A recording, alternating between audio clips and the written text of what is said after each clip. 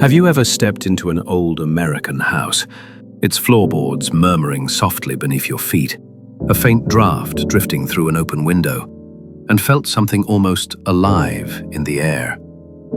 There's a rhythm there, a quiet heartbeat. The walls seem to breathe. The light feels softer, more deliberate. And though there's no hum of air conditioning nor flick of electric light, the space feels perfectly comfortable, balanced with the seasons, tender to the touch of time. How did they do it? Today, on the Nostalgia Nest, we turn back the clock to uncover how America's earliest homes mastered light, air, and comfort, without wires, fans, or filters. We'll rediscover the artistry that once made houses not just places to live, but living things themselves. Because before comfort was a commodity, it was an understanding. The house that breathed. Picture it. An 1800s farmhouse standing under wide skies, its white paint weathered to a gentle grey. Morning light slips through wavy glass, painting golden lines across the wooden floor. The curtains sway to the breath of the day. A floorboard softly, almost like the home itself is exhaling. There are no machines humming in the background, yet the temperature feels right. Old houses, it turns out, didn't fight nature. They collaborated with it. The builders of the past understood balance. Walls were made thick to hold warmth in winter and coolness in summer. Ceilings stretched tall to lift the heat away. Windows opened both high and low, creating an invisible rhythm of air that flowed through every room.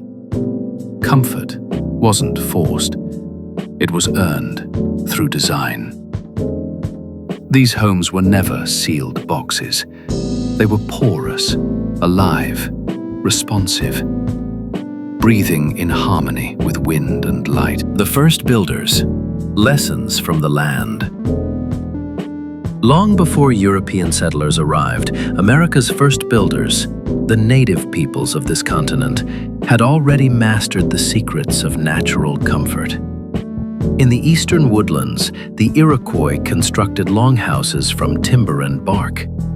Their narrow shapes and central hearths created warm, breathable spaces, where smoke drifted upward through vents, carrying heat and stories into the cold air.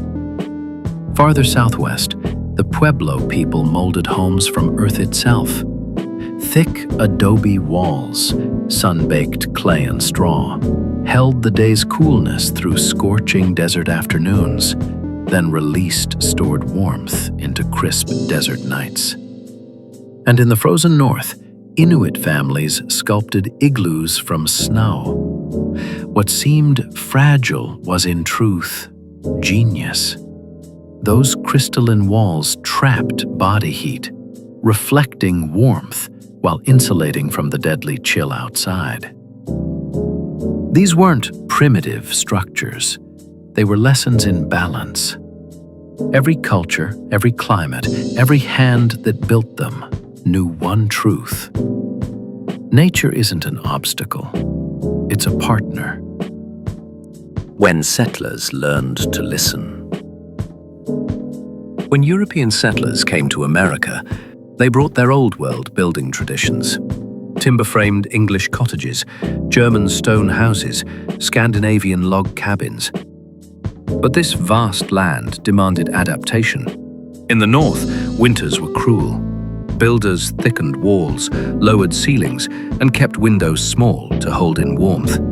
In the south, where summers burned and humidity lingered, homes opened wide, porches stretched deep, ceilings rose high, and windows faced the breeze. The land taught them its rules. Every region became a classroom in design. A southern farmhouse might stand shaded beneath wide verandas, its rooms cross-ventilated to invite the wind. A New England salt box might slope its roof sharply to shed snow and face south to capture the sun. The result was homes that didn't just exist in their environment.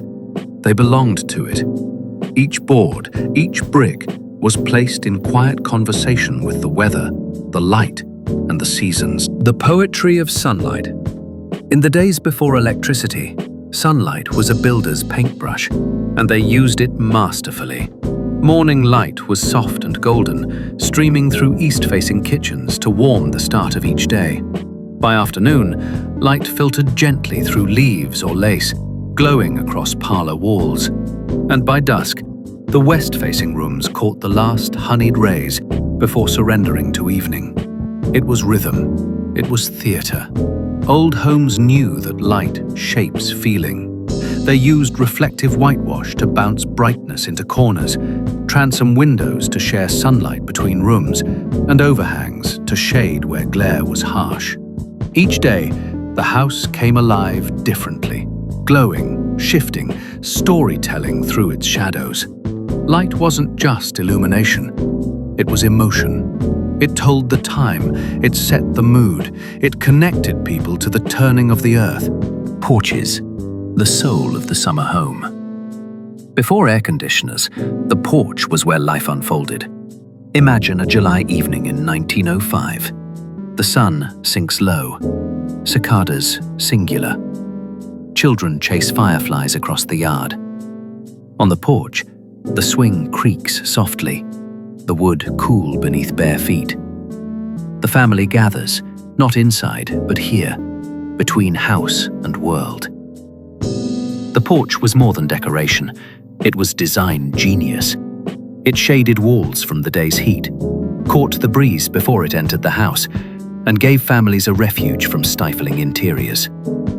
It was America's open-air living room, a sanctuary of breath and belonging. There, life slowed down. People talked, rocked, rested, listened. It was the architecture of pause, a reminder that comfort comes not from control, but from communion with each other and with the air itself. The genius of breath. Inside, that same natural intelligence guided every inch of construction. Ceilings rose high so heat could drift upward. Tall double-hung windows allowed perfect regulation. Open the bottom to draw in cool air. Open the top to release the warm. Fireplaces and chimneys weren't just for warmth. They were lungs, pulling air up and out, creating a steady draw that refreshed every room. And those narrow halls, tall doors and transoms above every frame. They weren't just beautiful. They kept the air moving. Old builders understood physics without ever naming it. They knew that air wants to move, and their homes let it. Comfort wasn't mechanical. It was human, the silent symphony of air and light. By the dawn of the 20th century, American architecture had reached a kind of poetry. Tall sash windows worked like lungs, open at the top to release heat, open at the bottom to draw in fresh air. Porches faced prevailing winds, rooms aligned east to west to follow the sun's path. Builders didn't just construct, they composed. They created a living balance where air, light, and comfort moved as one. It was a time when every beam, every shutter, every patch of shade carried intention. A time when homes were designed to breathe, and in their breath, we found belonging, the fragile flame. But progress carried a dangerous lesson. Those continuous stud walls, open cavities from floor to roof, created perfect chimneys for fire. A single spark could race upward in seconds, devouring everything. It was a flaw learned through heartbreak. By the late 1800s, builders refined their craft again, adding fire stops and breaking each story into sealed platforms. It was safer, sturdier, and it became the standard for American homes. But even then, the wisdom of breath and balance remained. The homes of the 19th century still listened to the wind and glowed with sunlight. They didn't close themselves off. They continued the quiet dialogue between structure and sky, the wooden revolution. Then came a turning point, the early 1800s. America was growing, expanding westward. Cities flourished, railroads roared, and families dreamed of homes of their own. But the old methods, heavy timber beams, hand-hewn joints, were slow, expensive, and out of reach for many. Then came balloon framing, a building revolution born of nails and ingenuity. Instead of massive beams, builders used slender factory-cut studs that could be nailed together quickly. Walls rose in a matter of days, not months. Roofs followed in rhythm, like verses in a song. It was construction turned poetry, light, fast, democratic. For the first time, ordinary families could build homes without master carpenters or monumental budgets. The sound of hammering became the heartbeat of a nation in motion. Neighborhoods bloomed, towns breathed. America, quite literally, grew in wood, the memory that still breathes. As the 20th century unfolded, the sound of progress began to hum through every American neighborhood. Electric wires spread through walls like glowing veins. The flicker of bulbs replaced the slow sweep of sunlight. Ceiling fans turned lazily above rooms that once cooled themselves with nothing but clever design. Homes that had once breathed with the wind now listened to a new rhythm, the steady buzz of electricity. It was a marvel of modern life. Comfort could now be summoned at the twist of a switch, light at the flick of a button. The home became controlled, efficient, and in that efficiency, a quiet kind of disconnection took hold. Windows closed, porches grew empty. The old dialogue between house and nature, the one whispered through open shutters and creaking screens, grew faint when the light changed. Electricity changed how homes looked, but more profoundly, how they felt. The gentle rise and fall of natural light was replaced by steady bulbs that glowed long after sunset. The rhythm of day and night, the slow choreography of brightness and shadow, was lost beneath the permanence of man-made light. Rooms no longer followed the sun's journey. They became timeless, yes, but also disconnected from the living pulse of nature. Still, the wisdom of light lingered quietly, like a memory in the walls. The shape of the window, the tilt of a porch roof, the placement of a chimney, all continued to whisper the lessons of the past. That comfort begins where light meets air. A new era, a growing distance. By the mid-1900s, post-war optimism was reshaping America. New suburbs rose across open fields, their houses neat, identical, efficient. Wide lawns, picture windows, straight lines. Everything promised modern perfection. Yet something human was missing. Many of these homes looked flawless, but they no longer breathed. Air conditioning made sealed windows fashionable. Artificial light erased the soft ebb of daylight. And in pursuit of modern comfort, the ancient partnership between home and environment began to fade. Convenience had replaced craftsmanship, and though the world outside still turned with the same wind and sun, the walls had stopped listening. The 1970s, when we remembered to breathe. Then, almost a century after electricity first arrived, a new awareness began to rise. The 1970s brought the oil crisis, environmental concern, and a rediscovery of what the old builders had always known. Architects and homeowners began to look backward to those simple, breathing homes that had endured generations without wasting energy or comfort. They found wisdom in adobe walls, in tall sash windows, in shaded porches and cross-ventilated hallways. They began to speak again of orientation, placing homes to capture sunlight in winter and shield it in summer. They rediscovered thermal mass, materials like brick and stone that naturally regulate temperature. Solar panels appeared on rooftops. Skylights carved beams of natural illumination through dark interiors. Passive design, they called it. But really, it was nothing new. It was remembrance of how homes once lived in rhythm with the world. It was as if America remembered how to breathe again. The architecture of emotion. If you've ever stepped into an old house at dawn, you felt it, that unspoken magic that makes the air feel different, the scent of aged pine, the faint echo of footsteps on worn stairs, the way morning light slides through old glass like honey.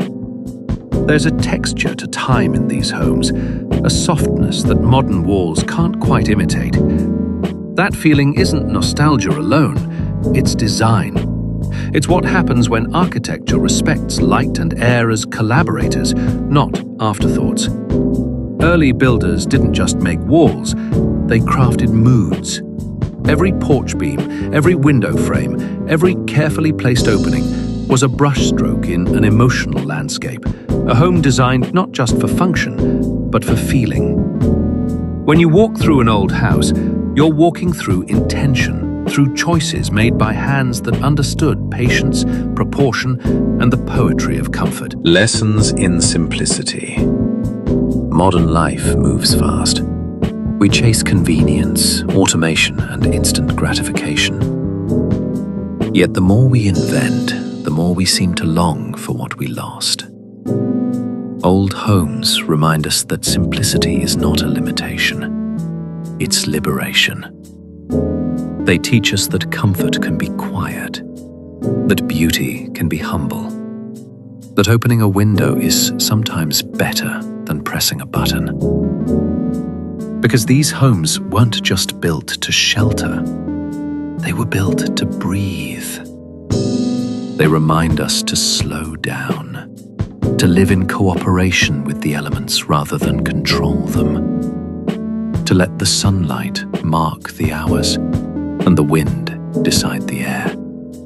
In every squeak of a hinge and every whisper through an old shutter, they ask us to listen to the world outside and the stillness within. The heartbeat of home.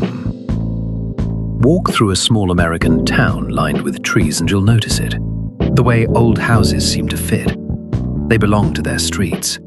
Their porches lean toward the sidewalk, close enough for a wave or a hello. Their chimneys rise like punctuation marks in the skyline. And if you stop for a moment, you'll hear something. The faint groan of a floorboard, the rustle of wind under eaves, a screen door sighing open. That's the heartbeat of a home that's been breathing for 100 years. Every sound is a reminder that materials age, but spirit endures. The walls hold laughter, warmth, weather, and memory. It's not imperfection, it's life. The legacy of craft. From the clay of the pueblos to the timber of frontier towns, from Victorian porches to mid-century skylights, the story of American homes is a story of learning and relearning how to live gently. Each generation added its own verse. The native builders taught harmony. The pioneers taught adaptation. The Victorians taught beauty through detail. And modern architects are teaching us to remember. Though materials change, wood becomes steel, glass replaces plaster, the goal remains constant, to build not just for shelter, but for belonging. A well-built home doesn't dominate its surroundings, it joins them. It moves with the wind, drinks the light, and ages with grace. The best homes, like the best lives, are the ones that know how to breathe the living memory. Picture yourself standing in the doorway of a century-old farmhouse at dusk. The air is cool. touched with the scent of soil and pine. The last sunlight slants across the floor, catching in the grain of the wood. You take a breath, and for a moment the air feels different, thicker, more meaningful, almost sacred. That's not nostalgia. That's connection. You're standing in the presence of generations who built not for profit or speed, but for comfort that lasts. The home doesn't resist nature. It flows with it. It doesn't need to conquer the wind. It welcomes it. That's the genius our ancestors left behind. The true comfort isn't about power. It's about peace. The walls of old America still breathe. They whisper through cracks and floorboards, through porches and open rafters, through the memory of hands that shaped them. They remind us that architecture was once an act of empathy, of listening to the world before trying to change it. And maybe, just maybe, it's time we learned that language again. So before you switch on the light or close the window tight, pause for a moment. Let the sunlight find you. Let the air move freely through the room. Because the secret of those old homes, the one that made them feel so alive, was never hidden in their walls. It was in their humility, their patience, their willingness to breathe with the earth. If you love stories like this, where old walls whispering secrets and the past still hums through the light, then stay with us here on the Nostalgia Nest. Subscribe and journey with us through time, where every home holds a memory, every breeze carries a story, and every window reminds us how beautifully we once built, in harmony with the world.